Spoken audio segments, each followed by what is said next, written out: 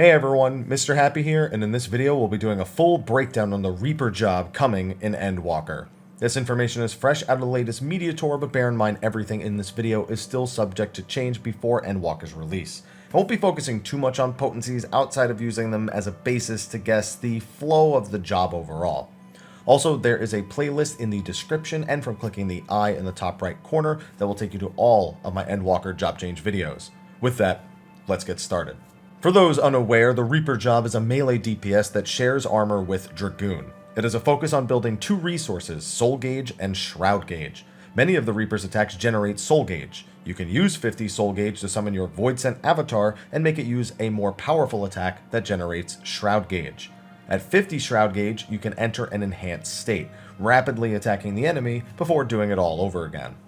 Their basic single target combo is Slice into Waxing Slice into Infernal Slice. Their basic AoE combo is Spinning Scythe into Nightmare Scythe. This will be the filler you fall back on between managing all of your other resources in either a single target or AoE scenario. Each attack also generates 10 Soul Gauge. Additionally, you have Soul Slice and Soul Scythe. These attacks deal damage and instantly generate 50 Soul Gauge. These two skills have up to 2 charges that they share, which refill every 30 seconds. Soul Slice is simply your single target option and Soul Scythe your AoE option. You'll use these skills frequently to instantly get 50 Soul Gauge and perform a Soul Gauge spender. Now that you have 50 Soul Gauge, you have 3 off-global options on how to spend it. All of these are options that will grant 1 or 2 stacks of Soul Reaver, which gives the Reaper access to a bonus attack that will generate 10 Shroud Gauge. Your first Soul Gauge spender is Bloodstalk, which has your avatar hit a single target and grant 1 stack of Soul Reaver. Your single target Soul Reaver spenders are going to be Gibbet and Gallows. These attacks have identical potencies, except Gibbet is a flank positional and Gallows is a rear positional. After using Gibbet or Gallows and consuming the stack, the opposite skill will have its potency increase the next time you use it. So you'll just always want to alternate between using Gibbet and Gallows whenever you go to use them at all.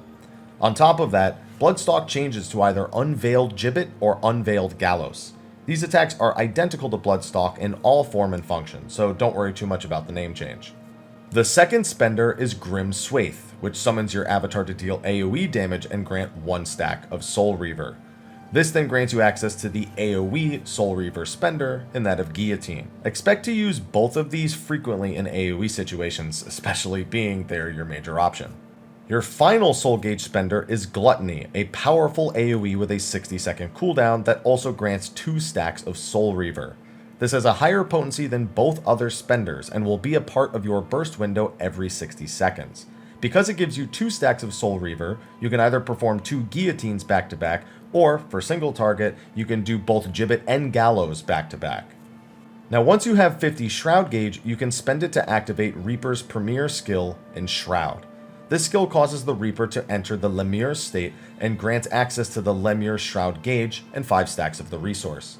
At this point, almost all of their attacks are disabled, except for transformed versions of their Shroud Gauge spenders.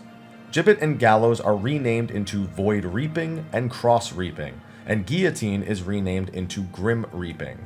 These attacks all work the same as their untransformed versions, except that the positional bonuses are removed and their recast speed is brought down to 1.5 seconds, making them very fast. These attacks also generate 1 Void Shroud, which will fill in your Lemure Shroud Gauge as you use the attacks. For every 2 Void Shroud, you can use Lemure's Slice or Lemure's Scythe a single time. These skills simply replace Bloodstalk and Grim Swathe in your hotbar as well, and are your single target and AoE options respectively. The final attack in this state is Communio. This spell deals massive damage to the first target hit with some AoE falloff. It can only be executed while in Lemure Shroud and also instantly ends the phase. Basically, use it as your last skill at the end of every Enshroud window. So the flow of Enshroud is pretty straightforward. Use 2 Lemure Shroud spenders, then a Void Shroud spender, then 2 more Lemure Shroud spenders, then a Void Shroud spender, and then Communio. There's no reason to deviate from this, regardless of the situation, especially since almost all of your skills are disabled during this time, except for roll actions.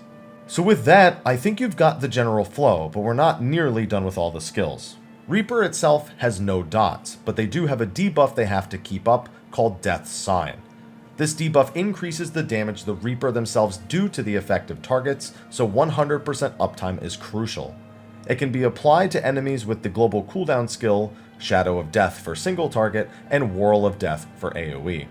On top of that, any enemy who dies with Death Sign gives the Reaper 10 soul gauge. In dungeons, that means a lot of soul gauge for every single pack of monsters, and on bosses, it means that applying it to small adds that need to be defeated is a top priority. Then they also have some other important attacks. Soul Sow is an attack that, on its own, simply causes the Reaper to charge their scythe. Once fully charged, the skill transforms into Harvest Moon, allowing the Reaper to unleash a devastating ranged AoE weapon skill. Out of combat, Soul Sow charges instantly, but in combat, it takes 5 whole seconds to charge, so it's important to master this downtime tool. Make sure to use it before every pull, and then if you can find 5 seconds anywhere in a fight to spare, get to charging that scythe. Then there is Arcane Circle. This is an AoE buff that provides the party with a small boost in damage for 20 seconds. More importantly, it also gives every party member in range the Circle of Sacrifice buff. The first weapon skill or spell cast by each party member grants the Reaper a stack of Sacrifice, up to a maximum of 8 stacks.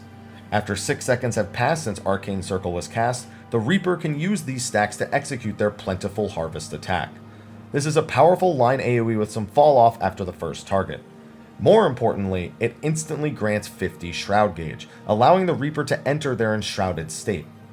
Given Arcane Circle's 2-minute cooldown, its intention is not only to provide a party buff during reopeners, but also grant access to another use of Lemir's Shroud.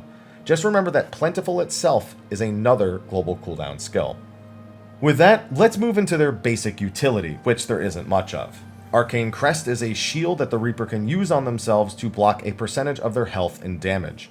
If the shield is actually broken, it explodes and causes all nearby allies to regenerate some health over time. It's a weak regen, but a nice personal TBN for Reaper. Finally, their mobility. Hell's Ingress and Hell's Egress are a pair of skills that the Reaper can use in conjunction to get around the arena. Hell's Ingress will teleport the Reaper forward a set distance, and Hell's Egress will teleport them backwards a set distance. After teleporting, the Reaper leaves behind a portal and can use the opposite skill to return to the portal they left behind for a short time. So if you egress backwards, you can then press Ingress to move back to the portal forwards, and vice versa. These skills also grant an instant cast of Reaper's basic range skill, Harp. This attack normally has a cast time, but with Ingress and Egress, its function is more like Samurai's NP skill. Since range attacks don't break combos anymore, feel free to use this anytime you are out of range of an enemy and have one of those instant cast procs from Hell's Ingress or Egress, or even just hard cast it if a fight's downtime permits that much. So Reaper is really cool, yet it's really intuitive for a melee job for those who are interested. I've worked out a few different openers based on my limited time with it, and they're all relatively similar. Here, in this one, make sure that you just sow soul anytime before the actual pull, and then right before the countdown is done, ingress into the boss. I considered trying to throw in a harp pre-pull here, but for the same reason why it's generally not a good idea to, say, Piercing Talon on Dragoon at the beginning of a pull, it led to the same issues here. It was just delaying that first GCD by a second, and that's all the difference when it comes to a lot of buff alignment.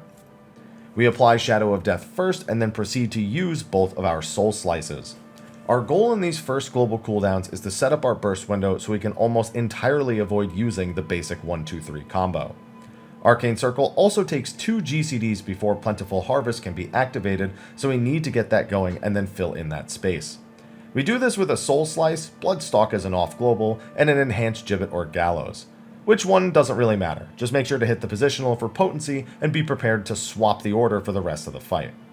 Once we're all set up, our goal is to hit all of our most powerful global cooldowns inside of Trick Attack and as many buffs as we can. Early buffs are definitely beneficial for Reapers and parties, and teams running later buffs due to raid composition or fight mechanics will probably cause a slight adjustment to skill use here. There are some other orders you can do that I worked out, but perhaps maybe even just throwing a slice in this exact opener at the start of the burst after the second Soul Slice would work as well. As soon as the Trick Attack and raid buffs are up, pop Plentiful Harvest to get your 50 Shroud Gauge and instantly enshroud to do your Lemire burst. Plentiful plus Lemire is already roughly 11 seconds out of the 15-second duration Trick Attack would get, and on top of that, you do still have about half of the time of 20-second buffs at this point.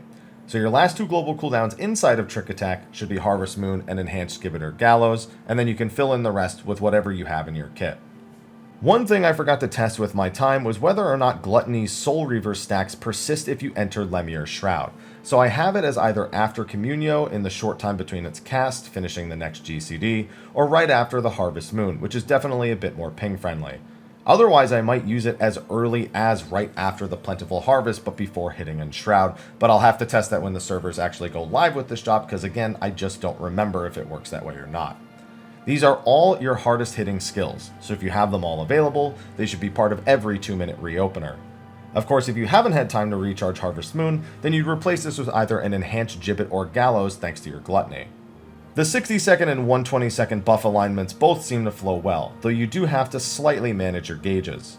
You can save some gauge specifically for reopeners, and if you do it right, you can even do 2 back-to-back Lemuel's Shrouds in your 2-minute reopeners, close to a third, but that really won't fit in any of your buff windows. If you do anything out of order though, it's pretty easy to overcap Shroud Gauge if you try it every 2 minutes, so definitely be wary. Personally, I am so pumped for Reaper. It's a mix of super hard hitting and super fast skills with some incredible animations and effects to boot. It has an intuitive gameplay flow even if the positionals feel slightly tacked on. At least they're not active during Enshroud. Definitely curious to see theory crafters break apart the skills and find the perfect rotation and setup. I doubt what I presented to you is it, and there's too many other people who will work on this that will probably find some really cool stuff. Also, I did actually do that opener with a 2.46 global cooldown, basically what a best-in-slot Dragoon would have at level 80, and I'm assuming what might not be a bad idea for Dragoon at level 90. And despite losing some value on skill speed because they have a capped global cooldown during Lemuel's Shroud, it seemed everything just worked a little bit better in terms of timing with just that tiny fraction of skill speed. However, it does look like it will function just fine at 2.5 second global cooldowns, and I wonder which one will end up being better. At the very least, if 2.46 is workable, even if it's not best, it would mean that it wouldn't be too bad sharing gear between Dragoon and Reaper, and I'm sure that's what a lot of people are going to be looking to do. With that, that's going to be a wrap for my video on the Reaper job that is coming in Endwalker. Be sure to like, favorite, subscribe, and share, and stay tuned because not only do we have all those other job action videos that you should go check out, but we'll have plenty of stuff coming into Endwalker as well. With that, I'll see you in the next one, and until then, take care.